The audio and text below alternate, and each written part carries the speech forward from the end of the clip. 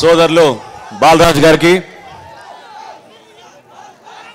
Party అధ్యక్షులు, ప్రజామనిషి, నిరంతరం ఈ ప్రాంత అభివృద్ధి కోసం మన రాష్ట్ర ప్రజల కోసం శ్రమించే ఒక మంచి మనిషి మన అధ్యక్షులు పవన్ కళ్యాణ్ గారికి, వేదికను అలంకరించిన జనసేన పార్టీ ముఖ్య నాయకులకు, ఉభయ కమ్యూనిస్టు పార్టీ సోదరులకు, ఇక్కడ విచ్చేసిన సోదరుమణులందరికీ నా హృదయపూర్వక నమస్కారం.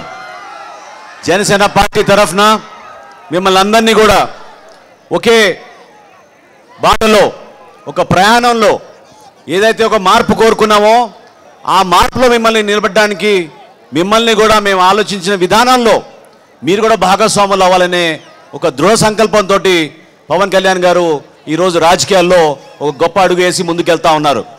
మీరందరూ ఆలోచించాల్సిన విషయం ఏంటంటే, ఎన్నో ప్రభుత్వాలు, ఎంతోమంది నాయకులు ఈ ప్రాంతానికి వచ్చి అనేక సందర్భాల్లో మీకు రకరకాలుగా వాగ్దానాలు చేసుకుంటూ ఈ ప్రాంతాన్ని విస్మరించారు తప్ప, మీ పైన ఒక చిత్తశుద్ధితోటి మీకు తగిన విధంగా, న్యాయం జరిగే విధంగా ఈ ప్రాంత అభివృద్ధి కోసం మాత్రం తోడ్పడిన వాళ్ళలో మన సోదరులు బాలరాజు గారు ఒకరు.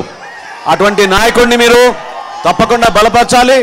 ఈ ప్రాంత అభివృద్ధి కోసం, ప్రత్యేకంగా గిరిజనుల కోసం ప్రభుత్వాలు ఇచ్చిన హామీలను నిలబెట్టుకోవాల్సిన సందర్భం ఖచ్చితంగా వచ్చింది. మీ అందరికీ బాగా తెలుసు, బాక్సైట్ విషయంలో ఏ విధంగా పోరాటం చేశామో, ఏ విధంగా మీ అందరి తరఫున నిలబడి బాక్సైట్ మైనింగ్ మాత్రం ఎట్టి పరిస్థితుల్లో మన మన్య ప్రాంతాల్లో జరగకూడదనేది ఒక బలమైన నిర్ణయం తీసుకుని పోరాడాము.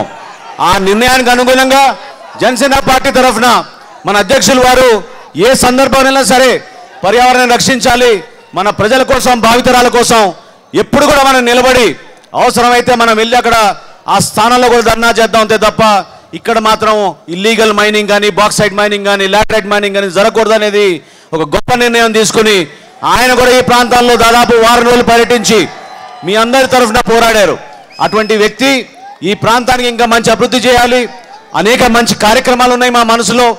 మేము చేస్తున్న ప్రతిరోజు పార్టీ కార్యక్రమాల్లో కూడా మీకోసం ఆలోచించి, పేద ప్రజల కోసం, బలహీన వర్గాలు, బడుగు వర్గాల కోసం ఏ విధంగా గిరిపుత్రులు గిరిజన ప్రాంతాల నుంచి మీరందరూ కూడా ప్రతి సందర్భంలో మీరు కోరుకునే రక్షిత మంచినీటి పథకం కూడా అందించలేకపోయినారు ఈ ప్రభుత్వాలు. రక్షిత మంచినీటి పథకం, ప్రతి ప్రాంతానికి మంచి రోడ్ల సౌకర్యం, మీ అందరికీ కూడా మరి అటవీ హక్కుల చట్టం కింద మీకు రావాల్సిన హక్కులు ఈ ప్రభుత్వాలు ఏవి కూడా పట్టించుకోవడం లేదు. వామపక్షాలతో పాటు 2 రోజుల్లో మాకు ఒక మంచి సమావేశం ఉంది. ఆ సమావేశంలో కూడా వాళ్ళందరితో కూడా చర్చించి ఏ విధంగా మీ అందరం కూడా మా కార్యాచరణని ముందుకు తీసుకెళ్ళగలుగుతాం, మీకోసం మేము నిలబడ్డాం, ప్రజల కోసం నిలబడిన పార్టీ జనసేన పార్టీ. అటువంటి మంచి నాయకుడిని మనం ఈరోజు పాడేరులో ఆహ్వానించుకోవడం నేను కూడా మీతో పాటు ఎంతో గర్వపడుతున్నాను.